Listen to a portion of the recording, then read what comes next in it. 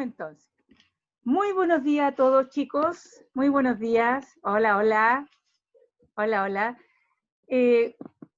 Vamos a comenzar hoy día con la unidad de ecología. Ya terminamos con,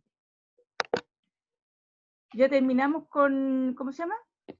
Taxonomía. Con evolución. Eso.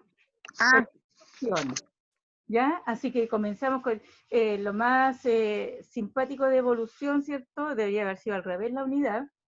Es que varios de ustedes entendieron por qué estamos aquí, están las teorías, ¿cierto? Que van a permitir que todos estos seres vivos que existen ahora estén con nosotros. Y no nos vamos a incluir. Y la unidad de hoy día, que es la primera guía de ecología y ambiente, vamos a caracterizar primero las propiedades de los seres vivos. ¿Ven toda la guía, chicos? Esta es la guía que les mandé yo a ustedes. Entonces, ¿La mandó ya? y ya la mandé, pero igual se la voy a mandar por el correo si no la tienen, ¿ya? Así que vayan Ya. anotando por ahí en alguna hojita, si es que vamos dando respuesta a lo que vamos viendo aquí, ¿ya? Comenzamos Ya, entonces. profe. Si tienen que preguntar o interrumpirme, hágalo más. Como ustedes saben, la ecología es una rama que derivó de la biología, que es la ciencia principal. Y nosotros siempre hablamos de los seres vivos. Entonces, bio significa vida, logia estudio de la vida, en donde nos vamos a encontrar con que todos los seres vivos tienen que tener ciertas características o propiedades. Y esas propiedades, ¿ya? La tienen que tener tanto los unicelulares como los pluricelulares. Nosotros somos pluricelulares, estamos formados por muchas células. Y hay otros organismos que están en el agua principalmente, pero también en el aire, que son seres vivos unicelulares, por ejemplo, las bacterias, algunos hongos, como las levaduras, que las comemos en el rico pan, y los protozoos. Protozoos, primeros animalitos. Los virus no, acuérdense que los virus no son seres vivos, son una cápsula de proteínas que están encerrando a un ácido nucleico que puede ser un ADN o un ARN. Ahora, ¿cómo yo reconozco a los seres vivos? Primero porque todos tienen que estar formados por células. Si no tiene célula, es decir, los 4 componentes esenciales de cualquier célula son membrana plasmática, citoplasma, un ADN o material genético y ribosomas. 4 estructuras que nunca pueden faltar en la célula eucariota o procariota, ¿no? Esas son las 4 esenciales. Y ahí es donde de repente se pierden algunos porque tienen problemas con los elementos. Ahora, ¿por qué yo hablé de ADN o material genético? Porque las procariontes no tienen núcleo verdadero. Procarionte, antes de la carioteca. Ahora, ¿cómo yo sé que estos seres vivos tienen esas capacidades? Porque, bueno, primero dijimos, porque todos están formados por células. ¿Y pueden ustedes dar algún ejemplo de un ser vivo que no tenga célula? ¿Habrá algún ser vivo que no tenga célula? ¿Sí o no? ¿No? No, porque acabamos de decirlo. Para que exista una célula, o sea, un ser vivo tiene que tener célula, ¿ya? Y si alguien pone aquí virus, el virus no es una célula porque no tiene los 4 componentes esenciales. Esa sería la respuesta. El COVID, por ejemplo, es un retrovirus. El VIH, un retrovirus. Y esos nos hacen mucho daño porque nos utilizan a nuestras células para poder multiplicarse, no reproducirse, porque como no son seres vivos, no se reproducen. Ahora, todo ser vivo, aunque sea de una célula, tiene que tener homeostasis. Ustedes en este momento, si están sanos, están homeostáticamente equilibrados. Eso significa que están en los límites normales y naturales para cada acción. Por ejemplo, la temperatura. Nosotros tenemos que movernos alrededor de los 37 grados. Esa es nuestra homeostasis para la temperatura.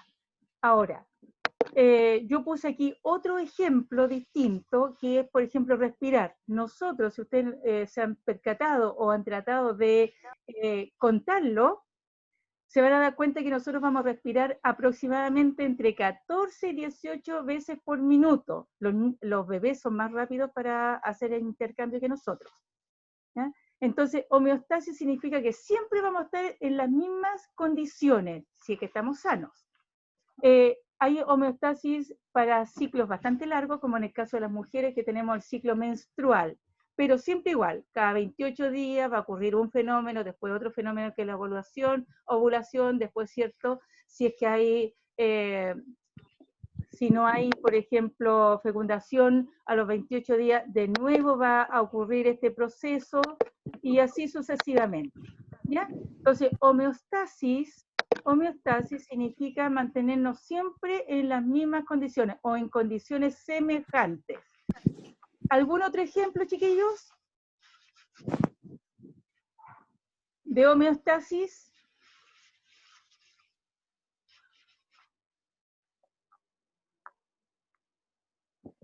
Que siempre tenemos que mantenernos igual si es que no estamos corriendo, porque si estamos corriendo se nos va a alterar la homeostasis, por ejemplo, vamos a respirar más rápido, obviamente, pero porque aumenta el metabolismo, que ya lo vamos a ver. ¿Ejemplos?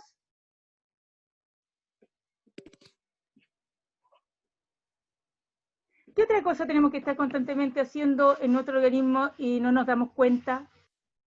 Respirar. No sé. El respirar lo dijimos recién. 14 a 18 veces por Comer, minuto. tomar agua. Eso es una necesidad también, tiene que ver con el Escuchar. metabolismo. ¿Cómo? Oír. No. Algo que tu cuerpo tiene que hacer. Acuérdate Estar bajo el sol. ¿Caminar?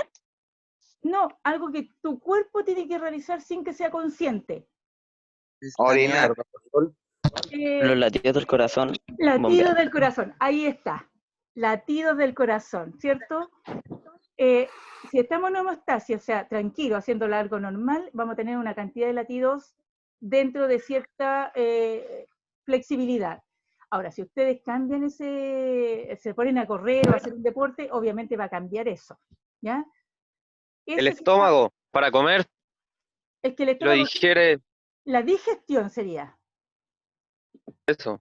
Eso, la digestión, el proceso, ¿ya? Por ejemplo, el respirar, el latido del corazón, que se miden las palpitaciones, por ejemplo, la temperatura, un ciclo menstrual, ¿ya? Por ejemplo, la maternidad también, la gestación. Dentro de cierto proceso tienen que ocurrir tales condiciones para que se mantenga siempre igual. Ahora, ¿le quedó claro eso? Ahí estarían los ejemplos para homeostasis, mantenernos siempre igual. Pero hay algo más importante, las hormonas, chiquillos. Cada hormona tiene que estar dentro de ciertos niveles siempre, siempre. La testosterona aquí de los varones, dentro de cierto nivel para mantener sus características secundarias. La mujer, el estrógeno, la progesterona. La tiroides nos va a dar la tiroxina, nos va a mantener siempre en ciertos niveles nuestra acción, porque la tiroxina va a controlar ciertas las manifestaciones de, sobre todo del metabolismo de nuestro organismo. El azúcar, el control del azúcar. Nosotros tenemos que tener siempre en nuestra sangre, fíjense lo que les voy a decir, un gramo, una punta de cuchillo de azúcar, 1 gramo por litro de sangre. Eso es lo que tenemos que mantener siempre. Si tenemos 1,3 gramos de azúcar por litro de sangre, ya tenemos un grado de diabetes. Y si estamos por debajo, lo mismo, si estamos a 0,7, ya tenemos problema porque el azúcar, ¿cierto?, es lo que nos tiene que proporcionar, mejor dicho, la energía a través de las mitocondrias. Entonces, ahí tenemos otra homeostasis. Siempre si ustedes tienen un problema para decir, pucha, ¿con qué me puedo controlar? Siempre ustedes les van a decir, tienen que hacerse un examen de sangre para ver cómo están los niveles de tal o cual sustancia. Y ahí todo eso es homeostasis. Tiene que estar dentro de ciertos niveles.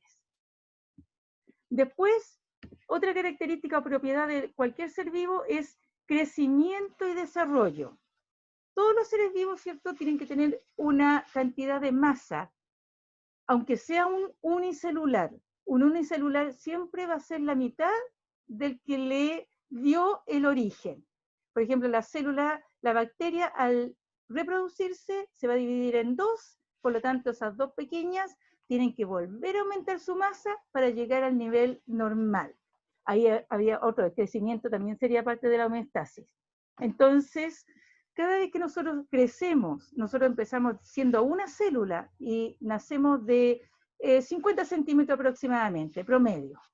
Y después ahora, ¿cierto? Si nos miramos, ya ustedes que ya están bastante desarrolladitos, se van a dar cuenta que ya han hecho un crecimiento bastante amplio en cuanto a centímetros desde que nacieron y con un desarrollo absolutamente distinto al que tenían antes. Incluso hay un desarrollo, aparte del físico, psicológico, emocional, ¿ya? Incluso social.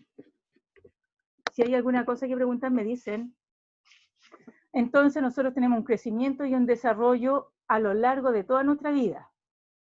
¿Por qué? Porque el desarrollo, más que el crecimiento, nosotros vamos a tener un límite de crecimiento que está dado por el ADN. Él dice, hasta aquí tienes que crecer.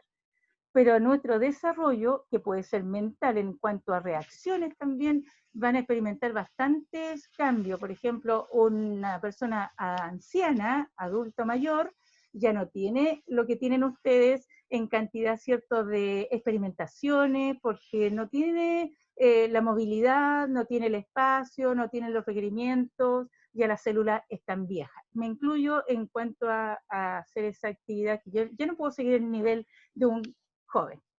Entonces, aquí dice, ¿este crecimiento de cualquier ser vivo es ilimitado o limitado? Explique. Creo que ya la respondimos de alguna manera, ¿cierto? Después viene el concepto de metabolismo. Y esto de alguna manera con los chicos que yo conozco, porque hay algunos niños que son nuevos acá, que yo conozco, lo tratamos cuando vimos el sistema digestivo. Nosotros sabemos, y también cuando vimos células, el metabolismo significa que nosotros necesitamos constantemente tener energía. Entonces, para obtener energía yo tengo que tanto desarmar, cortar, como armar nuevas moléculas. Y eso implica que voy a poder realizar, ¿cierto?, la síntesis de nuevas proteínas, lípidos, glúcidos, ácidos nucleicos para tener nuevas células y crecer, metabolismo. También tengo que obtener, ¿cierto?, al cortar muchas moléculas, sobre todo los glúcidos y los lípidos, para obtener energía y hacer esos procesos metabólicos. Entonces, cada vez que nosotros hacemos metabolismo, lo que estamos haciendo es la sumatoria de una cantidad enorme de reacciones químicas en nuestro cuerpo, en cada una de las células. Y esas estructuras, ya que ocurre, o sea, esas reacciones químicas que ocurren dentro y fuera de las células, pueden ser de tipo anabólico, anabólico o catabólico. Catabólico, cortar, acuérdense, C con C, cortar, dividir, separar. Entonces, cada vez que yo como, por ejemplo, me entré un pedacito de nutriente a la boca, me comí un pedazo de plátano, lo voy a catabolizar con los dientes, lo voy a destruir, lo voy a degradar. Y obviamente ahí están las enzimas de la saliva y van a ir achicando cada vez más esas moléculas, hasta que lleguen a un tamaño tal que cuando lleguemos después al estómago y a los intestinos puedan ser absorbidas, pasar a la sangre lo lleva a todo el organismo y las células lo van captando según sus necesidades. Y la anabólica es la que forma. Entonces, por ejemplo, yo me comí un azúcar, glucosa, la degradé, usé la energía que me dio, porque yo cuando separo el átomo, acuérdense chicos del año pasado, cuando yo separaba el átomo, se libera energía, y cuando junto el átomo necesito absorber energía, porque la energía está aquí, en el enlace. ¿Se acuerdan de eso? ¿Algunos? Entonces, los electrones que están afuera, los orbitales, ellos están ahí, ¿cierto?, uniéndose con otro átomo para mantenerse unidos. Cuando yo me uno, necesito energía para mantenerse unidos. Cuando yo necesito liberar energía, ahí se liberó la energía, sale, sobre todo en el caso de nosotros, en forma de calor. Si ustedes se hacen así en este momento, ¿ya? toman su ropita y colocan o abren, se van a dar cuenta que está saliendo por el cuello de su ropa calor. Y ese calor lo están produciendo ustedes. Entonces, hay reacciones anabólicas y catabólicas.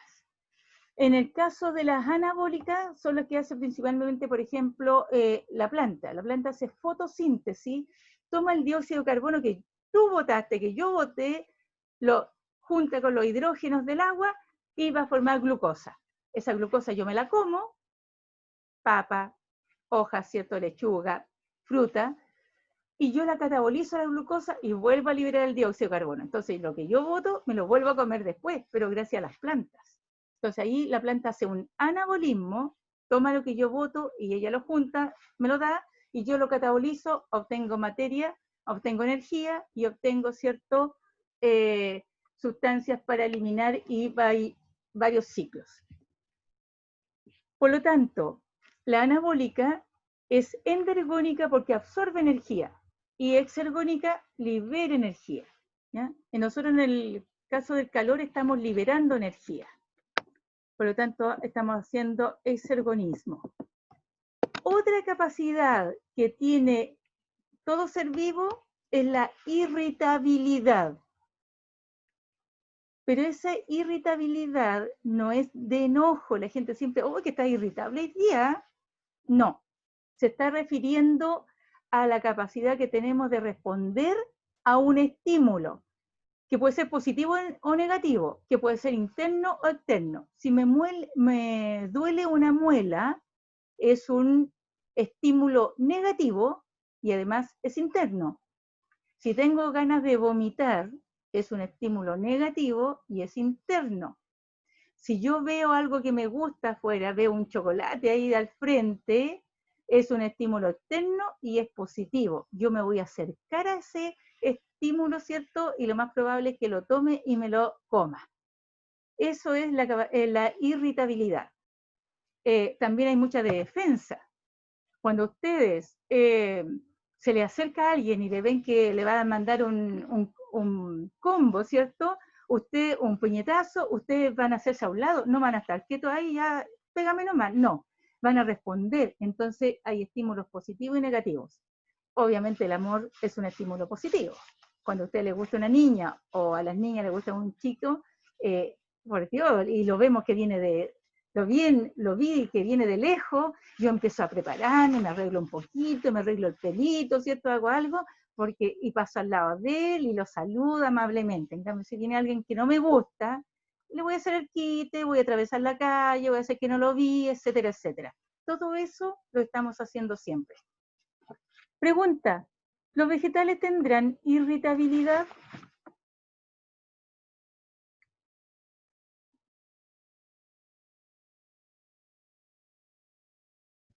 Sí, la fotosíntesis se puede tomar como eso, Irritabilidad, ¿o no? sí, porque ¿a qué tiene que responder? ¿Cuándo va a hacer fotosíntesis la planta? ¿Cuando tiene luz o no tiene luz? Cuando hay luz, agua y todo eso. Exacto.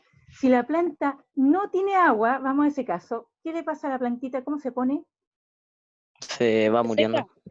Se empieza a secar o se pone mustia. Y si ustedes le echan agüita, se va a enderezar. ¿Sí?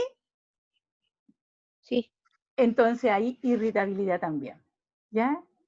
Cuando ustedes han visto un caracol por ahí, por favor no lo hagan, pero la idea es la siguiente, y saca sus cachitos al sol, ¿qué le hacen normalmente los niños? Le echan sal. Le pegan.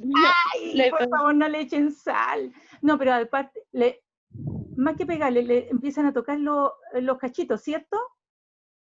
Sí. Y los cachitos, ¿ustedes saben lo que son? Los ojos. ¡Los ojos! Le están pichoneando los ojos, por favor no lo hagan. Y menos echarle sal. Yo ya lo hice. ¡Ay, no sean malos! Y algunos, sin saber que son los cachitos son los ojos, fíjate, algunos van y con una tijera ¡pah!, se los cortan y los dejan ciegos. Terrible. Ya, ¿le quedó claro el concepto de irritabilidad? Sí, profe. Sí. Muy bien. Otra característica de todo ser vivo incluidas las plantas obviamente, porque es como raro saber que las plantas también se tienen que reproducir. Es eso justamente, la reproducción. Cada ser vivo tiene que dejar descendencia para mantener la especie a través del tiempo y del espacio. Entonces, hay un material genético que nosotros tenemos que traspasar. Por ejemplo, en el caso nuestro, que somos sexuados, vamos a traspasar a través del espermio y del óvulo, ¿ya? Vamos a traspasarle material genético a los descendientes, y por eso que los niños, algunos van a parecerse una parte al papá, otro a la mamá, otros son el clon del papá, otros son el clon de la mamá, porque la materia prima que mandó, el material genético, tenía muchos caracteres de uno más que del otro, ¿ya? Entonces, reproducción. ¿Y por qué es importante la reproducción para los seres vivos? Porque los va a mantener vigente a través del tiempo y del espacio. Pero hay una reproducción asexual, en que no participan dos seres vivos, sino que solamente uno. Y yo delante, sin querer queriendo, di un ejemplo. ¿Las plantas? No, la planta es sexuada. Cuando ustedes vean una planta que tiene flores, cuidado con esto, anoten por ahí en alguna parte. Si la planta tiene flores, significa que tiene un pistilo, que es una botellita que está dentro de la flor, y tiene por fuera los estambres que tienen los granos de polen. Los granos de polen serían como los espermios, y el pistilo que tiene adentro los ovocitos, la ovocélula. Entonces, cuando hay viento, o los pajaritos, o los insectos se meten ahí y trasladan el grano de polen hacia esta botellita, digamos así, ¿cierto? Este pistilo, va a producir ¿qué cosa? El ingreso de estos granos de polen, que va a avanzar hasta la ovocélula y va a aparecer la semilla. Por lo tanto, cada vez que ustedes se coman una fruta, porque la flor finalmente, una vez que ocurre la fecundación, va a botar, ¿cierto? Se va a secar los pétalos y va a quedar, ¿cierto?, la parte de abajo de esta botellita, que va a empezar a desarrollarse, y ese es un fruto que va a permitir que el embrión que está ahí adentro se mantenga por un tiempo. Entonces, si un caballo se come una fruta, cuando después defeque, va a tirar la semilla, y si cae en un lugar adecuado, se va a desarrollar. Por eso uno de repente en los cerros encuentra una mata de parra, yo he encontrado ciruelos, o de los mismos pájaros, lo mismo, se comen una ciruela, se tragaron la semilla, van volando, tiran después su excremento, cae la semilla allí, en un lugar adecuado, y se desarrolla un nuevo arbolito, ¿ya? Así que todos ellos son sexuados. Pero hay otros que son asexuados. Ustedes lo van a buscar, pero yo lo dije al comienzo, si yo tengo una sola célula, ¿puedo tener reproducción sexual? No. No, nunca. Entonces los sexuales son los virus No, acuérdate que el virus no tiene vida, cuidado. La otra, la bacteria. la bacteria. Por ejemplo, los protozoos, la ameba, el paramesio, todo ello sí. ¿Ya? Otra característica de los seres vivos es adaptación. ¿Ya? Tiene que estar, ¿cierto?, en un medio adecuado. Si yo coloco una planta en un medio que no es el que ella estaba acostumbrada, se me muere. Y lo mismo pasa con los animales. Si yo traigo un oso polar al desierto, se me va a morir. Va a sufrir. Por eso yo no puedo entender de repente que alguien tenga acá esos perros lanudos y en el verano no tenerle algo con agua, porque esos pobres perros sufren. Y lo mismo si el perrito tiene pelo corto y lo llevan a la nieve. Tienen que ponerle algún traje adecuado. ¿Ya? Todo ser vivo va a estar en el lugar que le corresponde. Fíjense ustedes, si yo voy por un camino, chiquillos, me quedan 10 minutitos, ¿ya? Ha sido bastante rápido. Si se me acaba la clase, porque ayer me pasó muchas veces, porque estábamos entretenidos con esto, yo me despido de antemano. Y nos veríamos la próxima semana. La guía igual se las voy a enviar. Entonces, si ustedes se fijan van entrando por una quebrada, el lado que le da más sol, siempre van a ver menos vegetales, pero van a haber cactus. En cambio, al lado que le da menos sol, es muy frondoso y muy húmedo. Entonces, todos los seres vivos van a estar de acuerdo al ambiente que está, ¿cierto?, para su funcionamiento y su comportamiento, sea animal o sea vegetal, ¿ya? Y ahí ustedes van a dar su ejemplo, que ojalá no sea lo mismo que estoy dando yo. Después viene otra característica que tienen los seres vivos, es el movimiento. Principalmente desplazamiento en el caso de los animales y movimiento, ¿cierto? Esta capacidad de no estar rígidos en un lugar de las plantas y hongos, porque la planta tiene movimiento, pero no tiene desplazamiento. Esa es la diferencia. Ahora, hay animales que son sésiles. Sésiles significa que están fijos. No tienen desplazamiento, pero tienen movimiento, ¿ya? Y también hay plantas, si alguien tiene por ahí una mamá, un clavel del aire, el clavel del aire no es que se desplace, pero tiene la capacidad, ¿cierto?, de ser llevada, de trasladada por el viento de un lugar a otro si es que la mamá no la amarró. ¿Alguna consulta hasta aquí, chicos?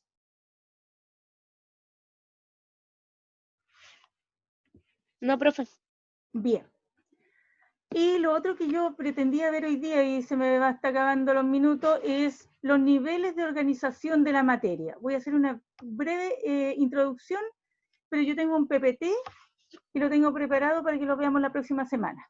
Así que ojalá que para ese día tengan toda la guía, porque después vienen preguntas y las vamos a desarrollar aquí mismo, ¿ya? Y así yo sé que todos los que entraron hoy día van a tener la guía lista. Entonces, los niveles de organización, chiquillos, una vez que ya sabemos cuáles son las características de todo ser vivo, que son muy importantes, sabemos que esta materia se tuvo que organizar de una u otra manera, desde el origen de los seres vivos. Acuérdense que ya vimos evolución. Entonces, nosotros sabemos que todo ser vivo, tiene que haber aparecido de otra célula.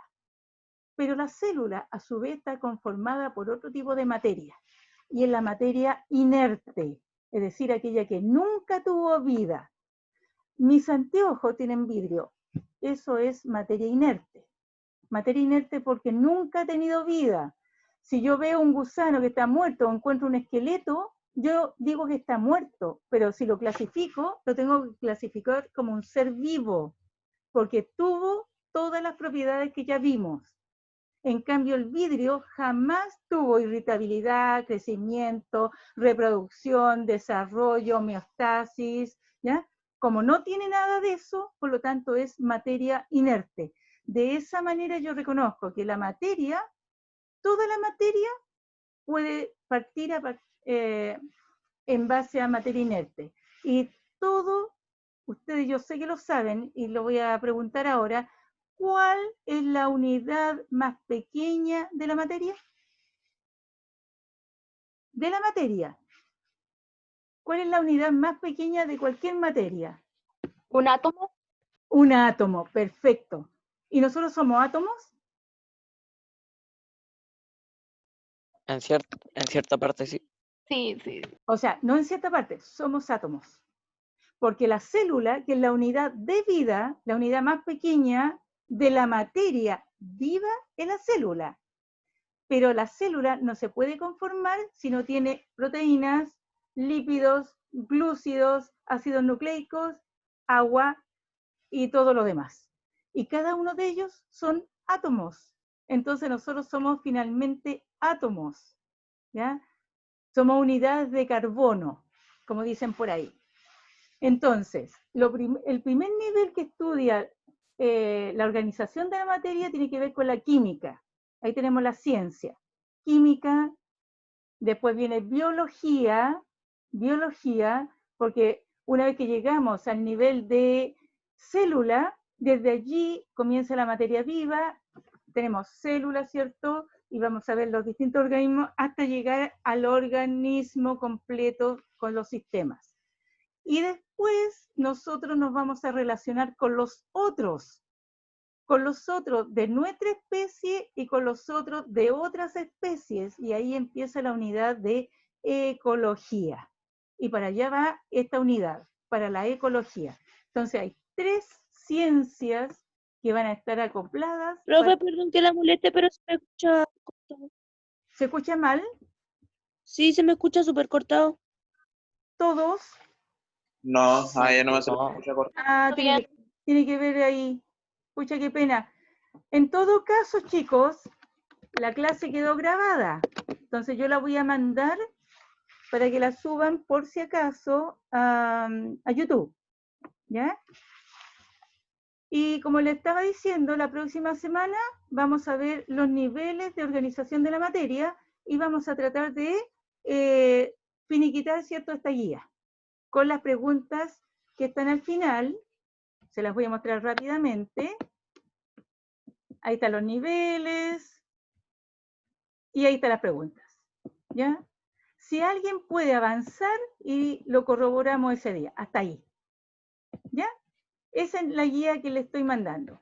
Yo ya tengo todas las unidades de esta, o sea, todas las guías de esta unidad, así que vamos a estar bastante bien. Si terminamos antes, nos sirve para algo. Y si tenemos que volver a clase, revisamos las mismas guías. Y si no volvemos a clase, tienen ustedes que mandarme, por favor, evidencias. ¿Ya? Eso se los voy a agradecer un montón. Mándenme la guía, por eso que es bueno que la hagamos esta otra semana juntitos. Chicos, me despido, que estén sumamente bien, espero que se haya entendido todo y nos encontramos la próxima semana. ¡Chao! Chao, profe. ¡Chao! Los quiero. Chao, profe. Profe. ¡Chao! profe. Chao, ¡Chao, chao! cuídense.